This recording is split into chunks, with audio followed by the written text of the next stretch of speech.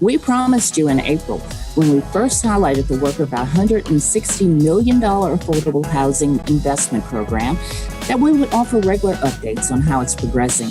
Now, a busy 6 months later, we're making good on that promise. Between funding new housing developments and renovations, as well as providing support services for those facing eviction or homelessness, this is important work that's going on right here in Durham, and we can't wait to tell you all about it.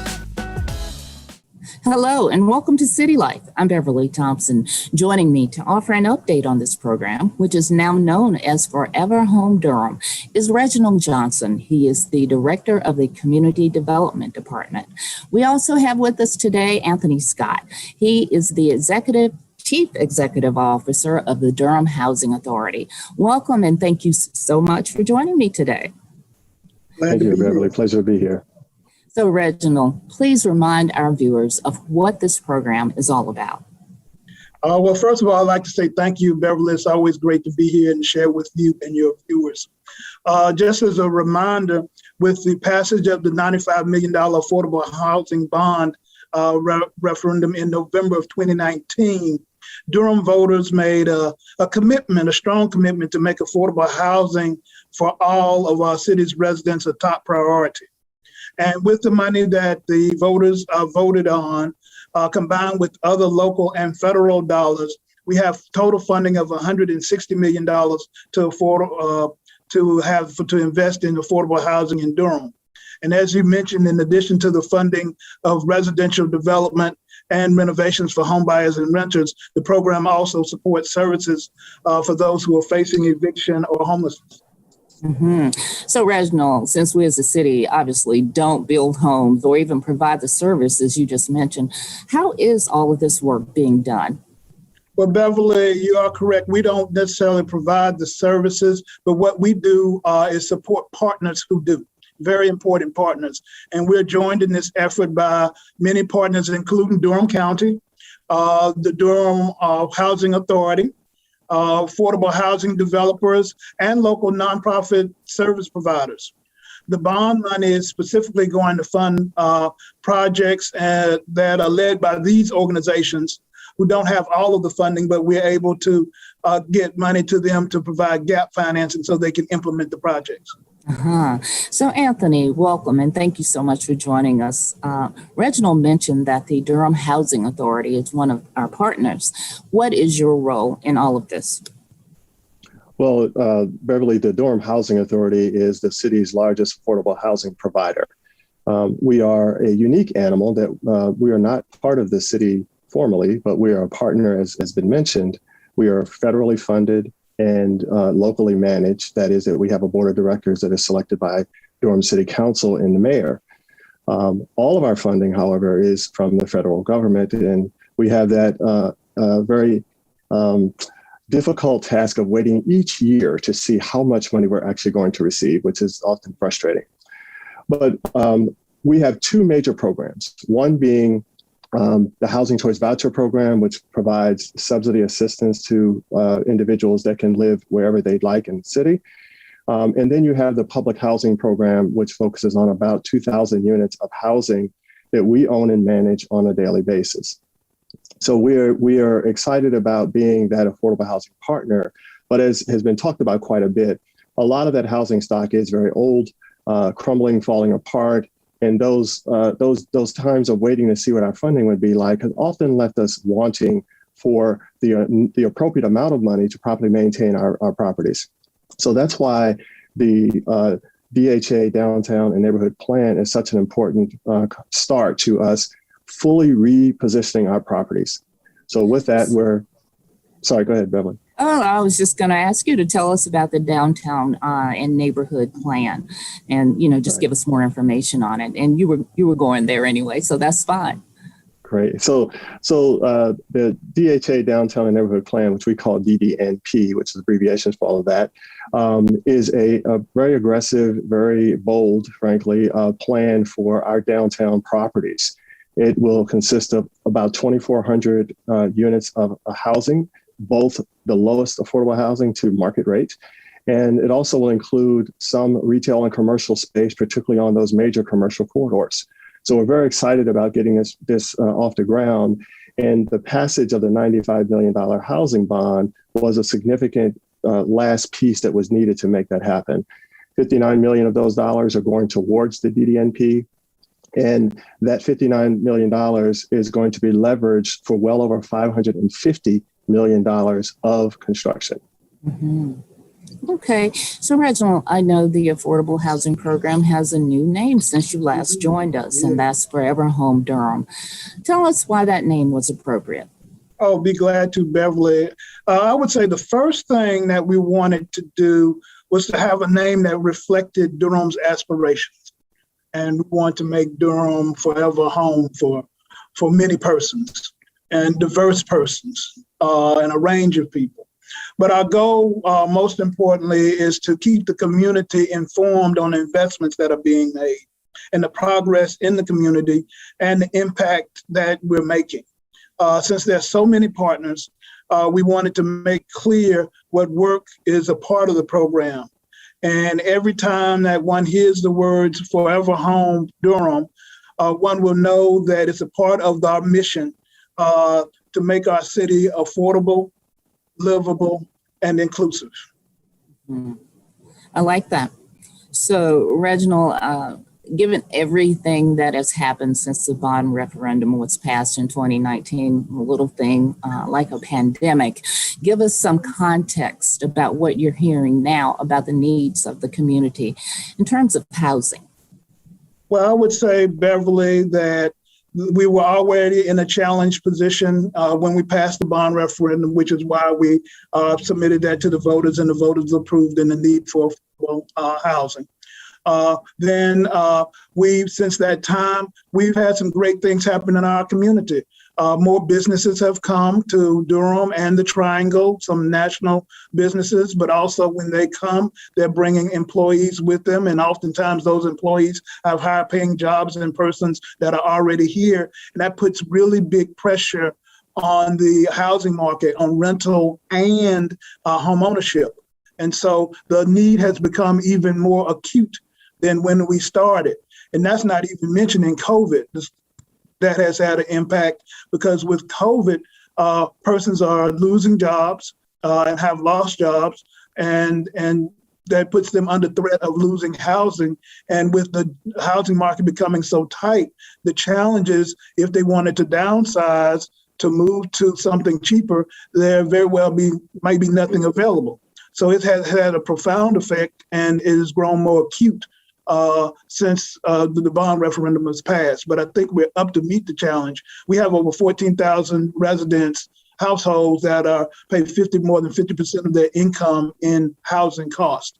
And it would take billions of dollars with a B, to be able to solve the problem. But we're definitely doing the best we can with the resources that have been afforded us.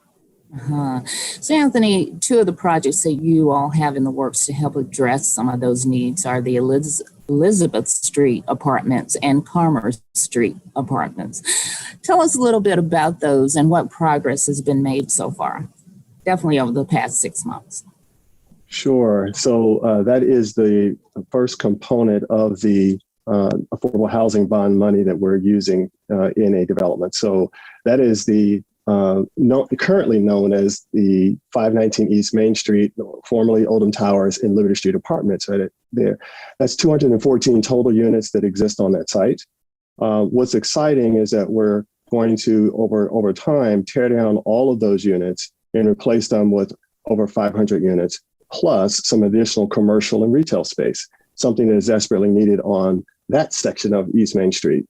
And the first phase of this, because it's been divided into 5 different phases. And the first phase is Elizabeth Street. That is a 9% tax credit program, which is a competitive program. We were excited that we were awarded that last year.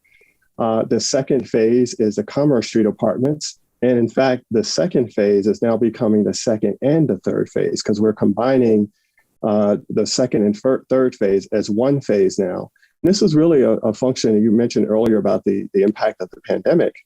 And so this was really a function of the pandemic and some of what was happening with rising costs, and also some changes that were made within the tax credit program made a 4% tax credit program more feasible because you can build more units under the 4% than you can build under 9%. Not to get too complicated and all that, but it made for us to probably save more money because we'll be doing 2 projects at once rather than 1 project, the second and the third. So we're excited about being able to get the first phase of this started. We're approaching the closing on the Elizabeth Street site in the coming months. And we're going to start demolition before the end of the year of the units that are currently already vacated. And then we'll get started on phase 2 and 3 next year, and continuing on with phases 4 and 5 the following year. Wow, congratulations. That sounds like you've made tremendous progress. So Reginald, tell me about the progress of some of the program's other projects over the past 6 months.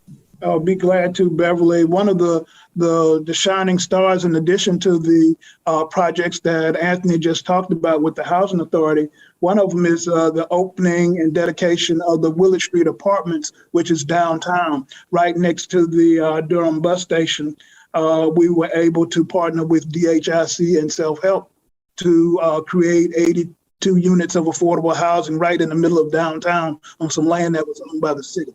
And so we had that dedication, and residents are already in, and it's just an awesome project. And actually, it's behind me right now that I'm particularly proud of. And I ask people to just go ride by. But also, we have some other Housing Authority projects. We have the J.J. Henderson Tower rehabilitation, renovation of J.J. Henderson, also some new construction for J.J. Henderson that also Housing Authority had the dedicated groundbreaking for that.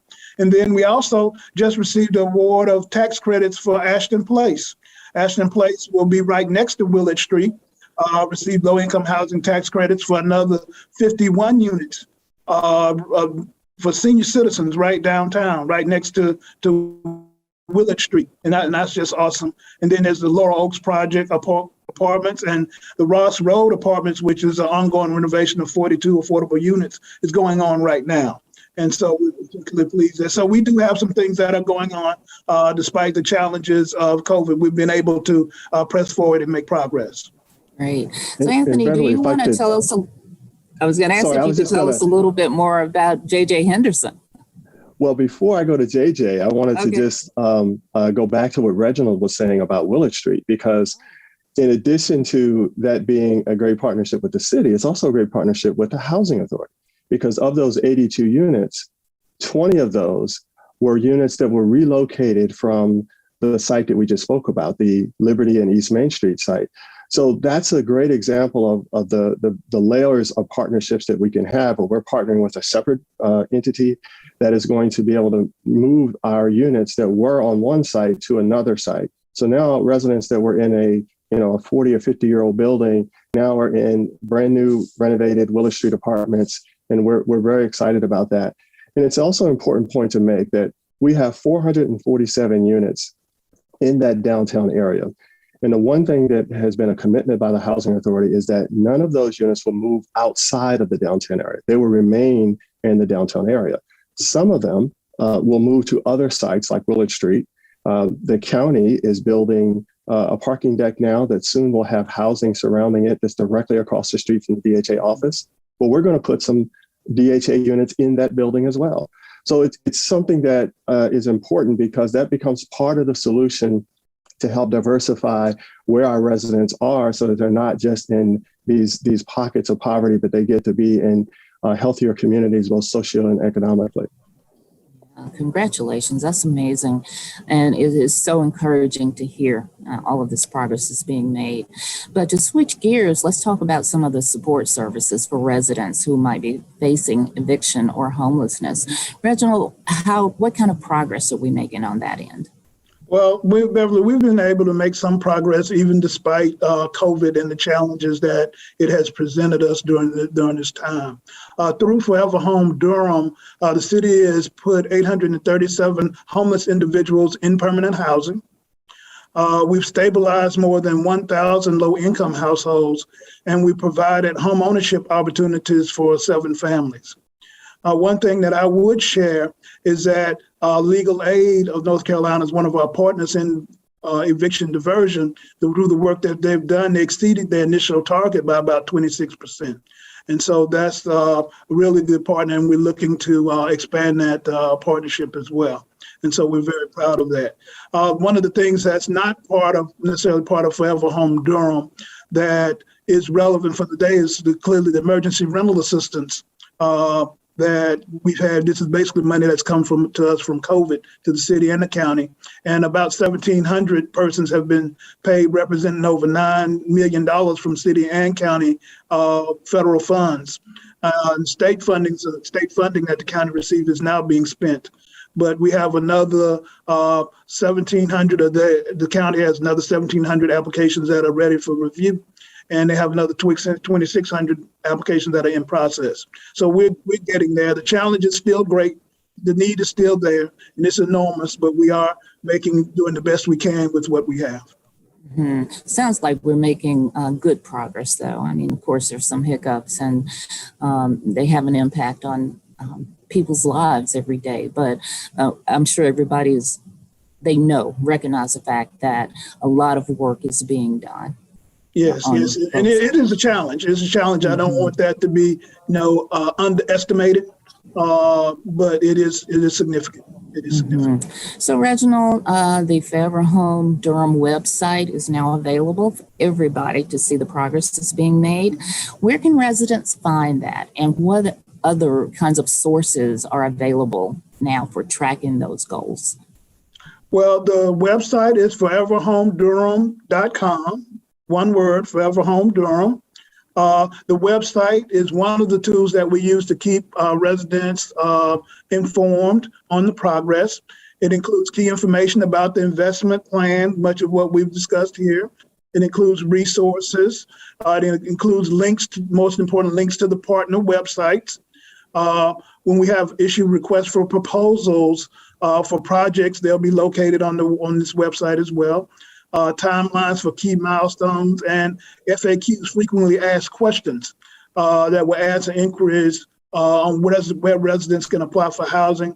DHA relocation and job opportunities will also be on the website as well. So, Anthony, are there any other DHA projects that might be a part of the Forever Home Durham program? Yes, there is. We have just in June of this year, we issued a request for proposals, an RFP, for 3 DHA-controlled sites. That is the DHA office space where we currently are housed now at 330 East Main Street. We are looking to turn that into housing opportunities as well as some commercial, and that's in partnership with the county. The second site is the Forest Hill Heights community, which is a 15-acre site that currently has 55 units on it. And we have proposed to get at least 500 units on that site. And then thirdly, the Fayette Place site, which is a vacant 20-acre site, formerly of a public housing community. So the RFP was issued for that in June. The responses were due back in September. We're happy to say that we received 10 responses. Of those 10, 9 were qualified. And we have at least, I believe we have at least 2 interested bidders for each of the sites. So we're excited that we've gotten that much interest from some well-known developers as well. And we are looking to make that decision over the coming months. We have to go through a formal process that involves the initial criteria in the RFP, as well as qualifications of the bidders, experience, those sorts of things. And we'll select the best partner for each of those 3 sites. So we are very excited about that. And then we'll look to the next piece of our DDNP, which is a partnership with some city-owned land following that later on next year. So we're making tremendous strides in moving forward with DDNP. And I have to say, going back to the comment about the pandemic, it did push us back in some respects. And one of those pushbacks was just the turmoil of what was going on. And another was the rising cost of construction. We had to make adjustments for that. And we were able to kind of weather through that thanks in part to additional support from the city. So we're excited about progress that's being made. And we talked a little bit, Reginald mentioned earlier, J.J. Henderson, both J.J. Henderson and the new development being built next to it, which is tentatively called the Moorhead Manor. That's another 72 units that are being offered. Both of those projects are senior projects. They're both under construction. If you go by the J.J. Henderson site now, you'll see dirt being moved, and it's exciting to see part of the DDNP coming out of the ground, actually. So, Anthony, how can residents find out more about the DHA downtown and neighborhood plan and the progress that, so much progress that is being made with it? Sure. Well, one, certainly the Forever Home Durham site, but also the DHA site, which is durhamhousingauthority.org. By the way, we just launched a new website, which we think is easier to navigate. So we're excited about that. We're continuing to add additional content to it. But please check out our durhamhousingauthority.org site to get more information on how things are progressing with DHA. This has been a great update. Do either of you, have anything else you'd like to add? Well, actually, I do, Beverly. Thank you for this opportunity. One of the things that I would add is that it's important for members of our community to know that more projects benefiting affordable housing initiatives can be made possible by the support of our partner organizations that are involved in Forever Home Durham. These organizations provide various services, support, construction, and renovation that are necessary to make Durham more affordable and livable and inclusive.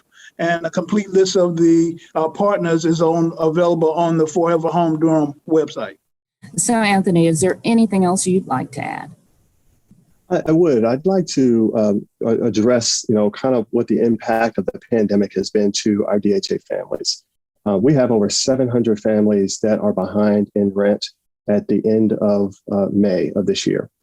And we have started an effort with what we call the Housing Stability Specialist team to contact those residents by mail, telephone calls, knocking on doors, everything possible, so that we can help them get access to the emergency rental assistance funds.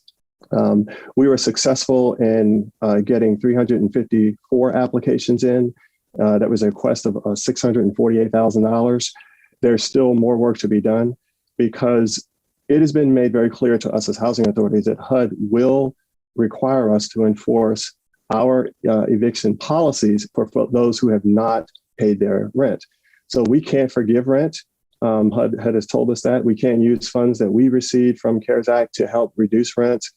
Residents need to contact DHA, respond to the notices that we've sent out, the phone calls, the door knocks, so that we can make sure that we don't place people in a situation where we have to file for eviction because of lack of non-payment.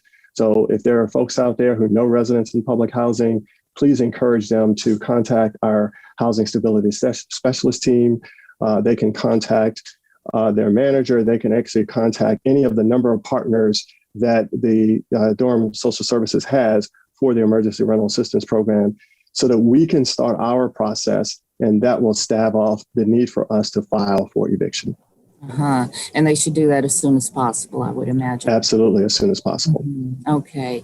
Well, thank you guys for such an amazing update. And I promise to invite you back in about 6 months to let us know the progress that is being made.